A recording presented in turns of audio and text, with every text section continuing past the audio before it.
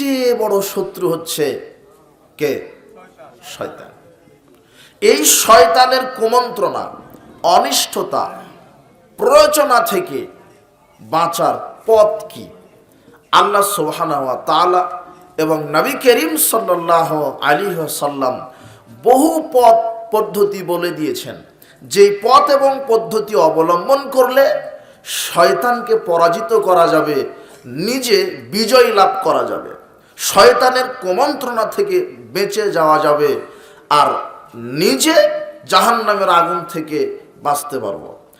শয়তানের কুমন্ত্রণা থেকে, অনিষ্টতা থেকে বাঁচার একটি উপায় হচ্ছে কোরআন মাজিদ বেশি বেশি তেলাওয়াত করা। বলেন তো, শয়তানের কুমন্ত্রণা, অনিষ্টতা, প্রয়োজনা থেকে বাঁচার একটা মাধ্যম কি?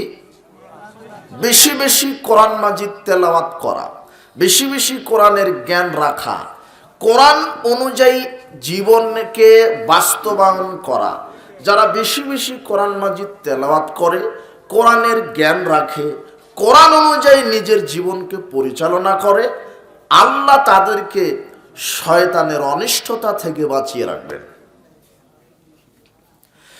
আবু হুরায়রা রাদিয়াল্লাহু আনহু বলেন, রাসূল সাল্লাল্লাহু আলাইহি ওয়াসাল্লাম বলেছেন, লা তাজআলু বুয়ুতাকুম মাকাবির, তোমরা তোমাদের বাড়িকে, ঘরকে কবর তৈরি করো না।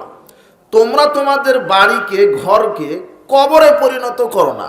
ইন্না শাইতান ইয়ানফিরু মিনাল বাইত আল্লাযী তুকরাউ ফি সূরাতুল বাকারা, নিশ্চয়ই শয়তান ওই বাড়ি থেকে পলায়ন করে যেই বাড়িতে সূরা বাকারা তেলাওয়াত করা হয়। শয়তান কোন বাড়িতে থাকতে পারে না? আপনাদের মধ্যে কে আজকে সূরা বাকারা তেলাওয়াত করেছেন বাড়িতে? হাত ওঠান। ইন্না লিল্লাহি ওয়া ইন্না ইলাইহি রাজিউন। আপনাকে তো বলিনি, এই দিকে বলেছি। এখানে আছে বলে আমি বলিনি, আর সামনে নাই বলেই বলেছি। আল্লাহ আমাদেরকে তৌফিক দান করুন প্রতিদিন কোরআন মাজিদ তেলাওয়াত করার। আল্লাহুম্মা আমিন। এই জন্যই তো শয়তান আপনার সব সময় খোঁচা মারতেই থাকে, কোরআনের সাথে আপনার সম্পর্ক না থাকার কারণে। রাসূল সাল্লাল্লাহু আলাইহি ওয়াসাল্লাম বলছেন, ওই বাড়িতে শয়তান থাকে না যেই বাড়িতে কি তেলাওয়াত করা হয়? সূরা বাকারা, মানে কোরআন মাজিদ। দুটি পাওয়ারফুল, শক্তিশালী সূরা আছে কোরআন মাজিদে। তার একটার নাম সূরা বাকারা, আরেকটার নাম হচ্ছে সূরা আলে ইমরান। এই দুটি সূরা বিচার মাঠে আল্লাহর সাথে ঝগড়া করবে। আল্লাহ বলবেন যে আমি আমার এই বান্দাকে তার পাপের কারণে জাহান্নামে দিব। বাকারা আর আলে ইমরান প্রতিপালককে বলবে, প্রতিপালক, এই লোকটি আমাকে প্রতিদিন পড়েছে, পাঠ করেছে, তেলাওয়াত করেছে, রাতে এই ব্যক্তিকে আমি ঘুমাতে দিইনি, কাজেই যে কোনো মূল্যে এই ব্যক্তিকে জান্নাত দিতে হবে। আল্লাহ বলবেন, না, আমি লোকটাকে জাহান্নামে দিব। বাকারা আর আলে ইমরান বলবে, প্রতিপালক, জাহান্নামে আপনি দিতে পারেন না, জান্নাতেই দিতে হবে। আপনি জাহান্নামে দিতে পারেন না, এই লোকটাকে জান্নাতেই দিতে হবে। এইভাবে কয়েক মুহূর্ত ঝগড়া হতে হতেই কে কার সাথে ঝগড়া করবে? সূরা বাকারা আর আলে ইমরান কার সাথে ঝগড়া করবে? আল্লাহর সাথে। আল্লাহ বলবে যে আমি এই লোকটাকে জাহান্নামে দেব, আর ওই দুটি সূরা বলবে, জি না, আপনি দিতে পারেন না, এই লোকটি দিন রাত আমাকে তেলাওয়াত করেছে, আপনি জাহান্নামে দিবেন মানে? এই লোকটা আমাকে দিন রাত তেলাওয়াত করেছে, আপনি জাহান্নামে দিতে পারেন না। আল্লাহ বলবে, না, আমি দিব। দুটি সূরা বলবে দিতে পারেন না, আল্লাহ বলবে, না, আমি দিব। মানে ঝগড়া। এই যে ঝগড়া লাগেনি, ঝগড়া বোঝেন তো আপনারা? যেটা আপনার স্ত্রী আপনি দিন রাত করেন, আপনার স্ত্রী আর একটা প্রতিবেশীর সাথে করে, একটু কিছু হলেই করে, এইভাবে মুখোমুখি এবং ঝগড়া লাগবে। শেষ পর্যন্ত আল্লাহ বলবেন যে ঠিক আছে, যাও, তোমাদের ঝগড়াতে তো পারা খুব কঠিন হয়ে গেল, তোমাদের সুপারিশ আমি আজকে আল্লাহ কবুল করলাম, জাহান্নামে না দিয়ে আমি লোকটাকে জান্নাতে দিয়ে দিলাম। এই যে দেখেন, বাকারা আলে ইমরান যদি আপনার পাঠ করা থাকে, তাহলে আপনার শয়তান পরাজিত হবে, আর আপনি কি হবেন? বিজয়ী হবেন। শয়তানকে পরাজিত করার মাধ্যম হচ্ছে বাকারা, ইমরান, কোরআন মাজিদ তেলাওয়াত করা। কোরআন মাজিদ বেশি বেশি পাঠ করতে হবে। এই জন্য যেই বাড়িতে কোরআন মাজিদ পাঠ করা হয় ওই বাড়িতে কে থাকে না? শয়তান। আর যেই বাড়িতে কোরআন মাজিদ তেলাওয়াত করা হয় না কে থাকে? শয়তান। দেখেন, যেই বাড়িতে কোরআন মাজিদ তেলাওয়াত হয় না, কোরআন অনুযায়ী আমল হয় না, ওই বাড়িতেই মনে হচ্ছে জাহান্নামের টুকরা। ছেলেতে দ্বন্দ্ব, মেয়েতে দ্বন্দ্ব, স্ত্রীতে দ্বন্দ্ব, স্বামীতে দ্বন্দ্ব, একেবারে মনে হচ্ছে পরিবারটা জাহান্নামের টুকরা। আর যেই পরিবারে কোরআন হাদিস চর্চা হয়, তেলাওয়াত হয়, আমল হয়, মনে হচ্ছে যে জান্নাতের টুকরা। সুবহানাল্লাহ। এই জন্য ওই বাড়িতে শয়তান থাকতে পারে না যেই বাড়িতে কোরআন মাজিদ তেলাওয়াত করা হয়। কোরআন মাজিদ এক বরকতপূর্ণ, মাগফিরাতপূর্ণ, দয়াপূর্ণ কোরআন কিতাব হচ্ছে কোরআন মাজিদ। যেই ব্যক্তিটি নিয়মিত কোরআন মাজিদ পাঠ করে আল্লাহর পক্ষ থেকে ওই ব্যক্তির উপরে ক্ষমা, দয়া, রহমত, শান্তি আরশ থেকে অবতীর্ণ হতে থাকে। শান্তি অবতীর্ণ হতে থাকে কোরআন কারীম পাঠকারীর উপরে। কোরআন মাজিদ তেলাওয়াত করা বড় একটি ইবাদত। কে কোরআন মাজিদ তেলাওয়াত করবে কখন? সবাই ব্যস্ততা দেখাচ্ছে।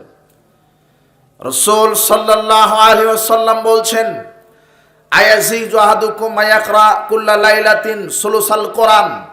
সাহাবীগণ, তোমাদের কেউ কি অক্ষম নাকি যে এক রাতে 10 পারা কোরআন মাজিদ পড়তে পারো? তোমাদের মধ্যে কি কেউ অক্ষম নাকি যে এক রাতে 10 পারা কোরআন মাজিদ পড়তে পারো? সাহাবীগণ বলছেন, কাইফা ইয়াকরা সুলুসাল কোরআন। আল্লাহর নবী, কিভাবে প্রতি রাতে 10 পারা কোরআন মাজিদ পড়া যায়? আল্লাহর নবী, কিভাবে প্রতি রাতে 10 পারা কোরআন মাজিদ পড়া যায়? রাসূল সাল্লাল্লাহু আলাইহি ওয়াসাল্লাম বলছেন, কুল হুয়াল্লাহু আহাদ তাদিলু সুলুসাল কোরআন। যদি তুমি একবার সূরা ইখলাস পাঠ করতে পারো, আল্লাহ তোমাকে 10 পারা কোরআন মাজিদ খতমের নেকি দিবেন। সুবহানাল্লাহ বলার জন্য হাদিস আমি বলিনি, সুবহানাল্লাহ পরে আমি বলেছি যে সূরা ইখলাস পড়তে হবে। যদি 3 বার পাঠ করা যায় তাহলে কত নেকি? 30 পারা কোরআন মাজিদের নেকি। 3 বার ইখলাস পড়তে 1 মিনিটও লাগে না। কয় মিনিট লাগে না? 1 মিনিটও লাগে না। তার মানে 1 মিনিটে 30 পারা কোরআন মাজিদ খতমের নেকি। যদি আপনি শুরু থেকে শেষ পর্যন্ত 3 বার সূরা ইখলাস পাঠ করতে পারেন, পরে কি আপনার ছেলে মোবাইল নিয়ে বসে আছে, আর আপনি চায়ের দোকানে গীবত নিয়ে বসে আছেন, আর আপনার স্ত্রী আর একটা প্রতিবেশীর বাড়িতে গিয়ে গীবতের তাফসীর মাহফিলে বসে আছে, পড়বে কখন? সবাই ব্যস্ত, এত ব্যস্ত যে মনে হচ্ছে যে ও মন্ত্রী মিনিস্টার, অথচ কিছুই না। পড়বে কখন? রাসূল সাল্লাল্লাহু আলাইহি ওয়াসাল্লাম বলছেন, মান ক্বারা কুল হুয়াল্লাহু আহাদ হাত্তা ইয়াখতিমাহা 10 মাররাত। যে ব্যক্তি সূরা ইখলাস শুরু থেকে শেষ পর্যন্ত 10 বার পাঠ করবে, যে ব্যক্তি সূরা ইখলাস শুরু থেকে শেষ পর্যন্ত 10 বার পাঠ করবে, বানাল্লাহু লাহু কসরান ফিল জান্নাহ। আল্লাহ ওই ব্যক্তির জন্য জান্নাতে স্বর্ণ রৌপ্য দ্বারা বিশাল প্রাসাদ নির্মাণ করে দিবেন। 10 বার পাঠ করা লাগবে সূরা ইখলাস। এক লোক বলছে, আল্লাহর নবী, ইন্নুহিব্বু হাদিস সূরা কুল হুয়াল্লাহু আহাদ।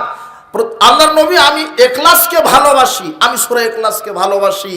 রাসূল সাল্লাল্লাহু আলাইহি ওয়াসাল্লাম বলছেন, ইন্না হুব্বাকা ইয়াকা আদখালাহুল্লাহুল জান্নাহ আদখালাহুল জান্নাহ। এই সূরা ইখলাসের ভালোবাসাই তোমাকে জান্নাতে পৌঁছে দিবে। ইখলাসের প্রতি যে তোমার ভালোবাসা, এই ভালোবাসাই তোমাকে জান্নাতে পৌঁছে দিবে। রাসূল সাল্লাল্লাহু আলাইহি ওয়াসাল্লাম রাস্তা দিয়ে হেঁটে যাওয়ার সময় এক ব্যক্তি সূরা ইখলাস পাঠ করলেন। ইখলাস পাঠ করা শুনতে পেয়ে মুহাম্মদ সাল্লাল্লাহু আলাইহি ওয়াসাল্লাম বলছেন, ওয়াজাবাত। এক সাহাবী বলছেন, আল্লাহর নবী, কি ওয়াজিব হয়ে গেল? আল্লাহর নবী, কি ওয়াজিব হয়ে গেল? রাসূল সাল্লাল্লাহু আলাইহি ওয়াসাল্লাম বলছেন, ওই যে দেখো কে সূরা ইখলাস পাঠ করলো, ও যে সূরা ইখলাস পাঠ করলো, আল্লাহ তার উপরে জান্নাতকে ওয়াজিব করে দিল। সূরা ইখলাস কোরআন মাজিদের সাথে ভালো সম্পর্ক। কোরআন মাজিদ বেশি বেশি পাঠ করতে হবে। আপনি যত বেশি কোরআন মাজিদ পাঠ করবেন, শয়তানকে আপনি তত পরাজিত করতে পারবেন, নিজে বিজয় লাভ করতে পারবেন। এই জন্য কোরআনের সাথে সম্পর্ক যাদের যত বেশি, ঈমান তাদের তত বেশি। পাপ তাদের তত কম। কোরআন থেকে যারা যত দূরে, ঈমান তাদের তত কম, পাপ তাদের তত বেশি। কাজেই আল্লাহ সুবহানাহু ওয়া তাআলা আমাদেরকে কোরআনের সাথে সুসম্পর্ক বজায় রাখার তৌফিক দান করুন, আল্লাহুম্মা আমিন। বিচার মাঠে 5টি জিনিস আপনার পক্ষে সাক্ষী দিবে। বিচার মাঠে আল্লাহর সামনে 5টি জিনিস আপনার পক্ষে আল্লাহর নিকটে সুপারিশ করবে। তার এক, কোরআন মাজিদ। বিচার মাঠে কোরআন মাজিদ প্রতিপালককে বলবে, প্রতিপালক এই লোকটাকে আমি রাতে ঘুমাতে দিইনি, রাত জেগে জেগে কোরআন মাজিদ পাঠ করেছে, কাজে এই লোকটাকে ক্ষমা করে জান্নাত দিতে হবে। প্রতিপালক কোরআন মাজিদকে বলবেন, কোরআন আমি আজকে তোমার প্রতিপালক বলছি, আমি ওই কোরআন মাজিদ পাঠকারীকে, ওর আমলকারীকে আমি আজকে ক্ষমা করে জান্নাত দিয়ে দিলাম। 2, হাতের আঙুল। হাতের আঙুল আপনার ব্যাপারে আল্লাহর নিকটে সুপারিশ করবে। হাতের আঙুল বলবে, প্রতিপালক এই লোকটি আঙুল দিয়ে তাসবিহ তাহলিল জিকির আজগার করেছে, এই লোকটি হাতের আঙুল দিয়ে তাসবিহ তাহলিল জিকির আজগার করেছে, সুবহানাল্লাহ, আলহামদুলিল্লাহ, লা ইলাহা ইল্লাল্লাহ, আল্লাহু আকবার বলেছে, আস্তাগফিরুল্লাহ পাঠ করেছে। কাজেই এই জিকিরকারী, এই তাসবিহ পাঠকারীকে ক্ষমা করে দিতে হবে। আল্লাহ আঙুলের সুপারিশ কবুল করে এই তাসবিহ পাঠকারীকে জান্নাতে প্রবেশ করাবেন। 3, সিয়াম। সিয়াম আপনার ব্যাপারে প্রতিপালকের কাছে সুপারিশ করবে। সিয়াম বলবে, প্রতিপালক এই লোকটাকে আমি শুভে সাদিক থেকে নিয়ে সূর্যাস্ত পর্যন্ত কোনো কিছু খেতে দিইনি, কোনো কাবিরা গুনাহ পাপ করতে দেইনি, একে যৌন সম্ভোগ থেকে বিরত রেখেছি, যাবতীয় অশ্লীল ফায়সামূলক কাজ থেকে বিরত রেখেছি, কাজে একে ক্ষমা করে জান্নাত দিতে হবে। সিয়ামের সুপারিশ কবুল করে সায়েমকে আল্লাহ জান্নাতে প্রবেশ করাবেন। 4, হাজর আসওয়াদ। রাসূল সাল্লাল্লাহু আলাইহি সাল্লাম বলছেন, হাজর আসওয়াদকে বিচার মাঠে 2টি আল্লাহ চোখ দান করবেন, 1টি জিহ্বা দান করবেন, যেটা কালো পাথর। হাজিরা মক্কাতে গিয়ে হজ করার সময় যারা চুম্বন দেয়, এই কালো পাথর বিচার মাঠে কথা বলবেন, প্রতিপালকের নিকটে বলবেন, প্রতিপালক আমাকে এই লোকটি চুম্বন করেছে, কাজে ক্ষমা করেন, জান্নাত দেন। প্রতিপালক বলবেন, ঠিক আছে হাজর আসওয়াদ, আমি আজকে তোমার সুপারিশ কবুল করলাম, লোকটাকে আমি জান্নাতে প্রবেশ করালাম। 5, আপনি যে এখন বসে আছেন এই জায়গা। 5 নম্বর কি? আপনি যে এখন যে জায়গায় বসে আছেন এই জায়গা, এই জায়গায় বিচার মাঠে বলবে, প্রতিপালক অমুক দিন অমুক জায়গাতে আমার বুকের ওপর বসে লোকটি কোরআন হাদিস শুনেছিল, কাজে লোকটাকে ক্ষমা করে দেন। আল্লাহ বলবেন, ঠিক আছে, লোকটাকে আমি ক্ষমা করে দিলাম, জান্নাতে প্রবেশ করালাম। এই জন্য আল্লাহর জমিনে খারাপ কাজ করবেন না।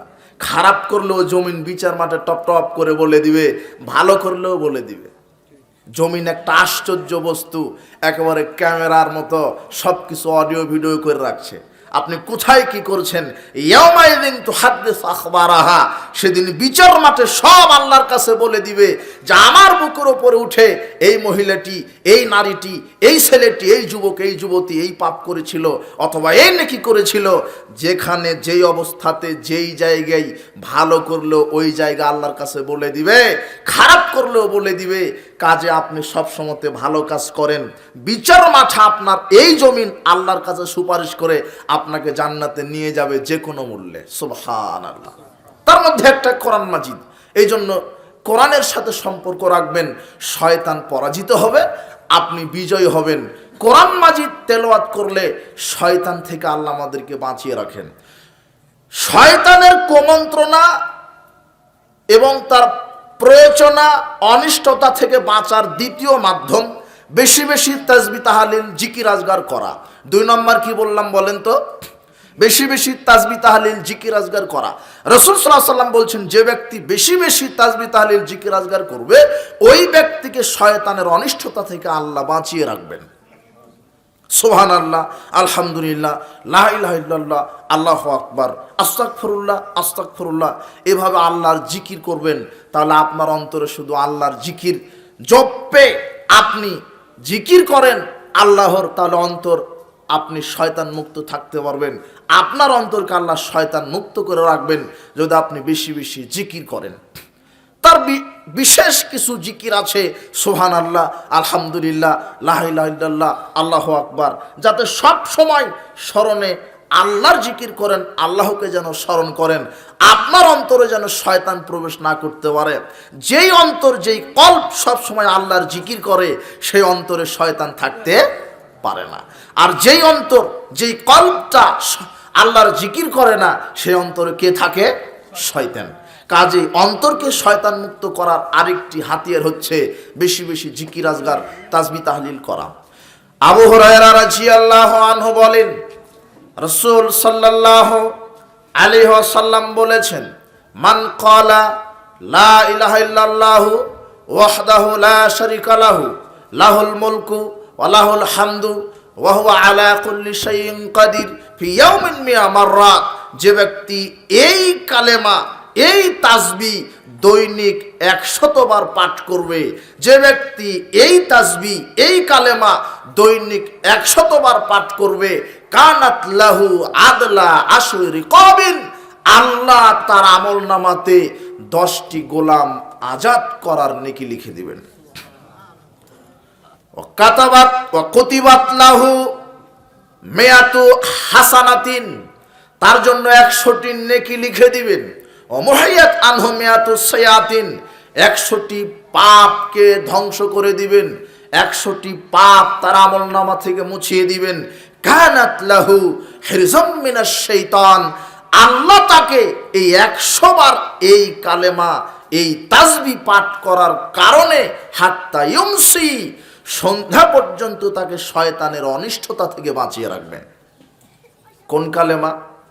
লা ইলাহা ইল্লাল্লাহু ওয়াহদাহু লা শারীকা লাহু লাহুল মুলকু ওয়া লাহুল হামদু ওয়া হুয়া আলা কুল্লি শাইইন কাদির।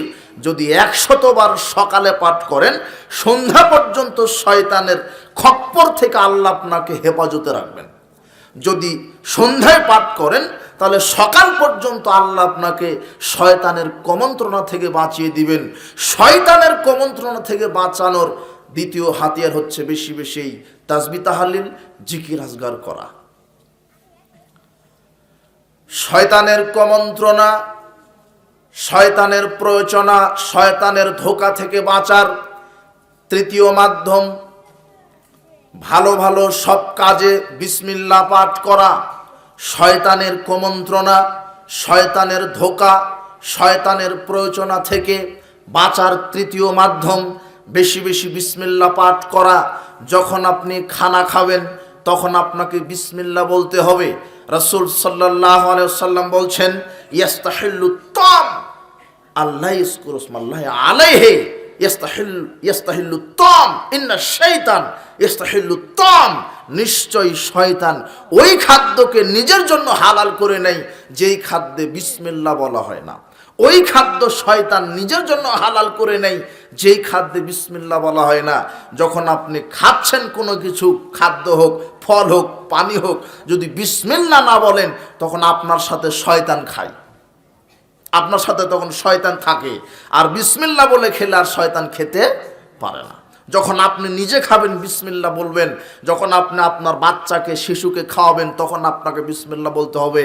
আপনার স্ত্রী যখন তার বাচ্চাকে দুধ পান করাচ্ছে, যতবার এই স্তনে আপনার শিশুর মুখটা লাগিয়ে দিবে, ততবার আপনার স্ত্রী বিসমিল্লাহ বলে বাচ্চাকে দুধ পান করাবে। যদি বিসমিল্লাহ না বলে যদি শিশুকে দুধ পান করায়, তাহলে শিশুর সাথে শয়তানও দুধ পান করে। এই জন্য বিসমিল্লাহ একটা পাওয়ারফুল দোয়া। বিসমিল্লাহ এত শক্তিশালী দোয়া। রাসূল সাল্লাল্লাহু আলাইহি ওয়াসাল্লাম বলছেন, যখন রাত্রে, দিনে তোমরা কোনো পান পাত্র, খাবার পাত্র তোমরা খোলা রেখো না, শয়তান বালা মুসিবত, রোগ জীবাণু নাজিল করে। কিছু যদি না থাকে, অন্তত একটা খড় পাত্রের ওপরে রেখে দিও বিসমিল্লাহ বলে, তাহলে আর খাদ্যে, পাত্রে শয়তান প্রবেশ করতে পারবে না। যদি দরজা জানালা নাও থাকে বাড়িতে, বিসমিল্লাহ বলে একটা খড় ঝুলিয়ে রাখবেন। বিসমিল্লাহ বলার কারণে শয়তান ওই ঘরে আর প্রবেশ করতে পারবে না। বিসমিল্লাহর এত পাওয়ার, এত শক্তি। এই জন্য শয়তানের কুমন্ত্রণা থেকে বাঁচার একটি পথ হচ্ছে বিসমিল্লাহ পাঠ করা। বিশেষ করে খাওয়ার সময়তে, ঘুমানোর সময়তে, বিশেষ করে খাওয়ার সময়তে, ঘুমানোর সময়তে। আর কোন সময়তে? পেশাব পায়খানায় যাওয়ার সময়তে।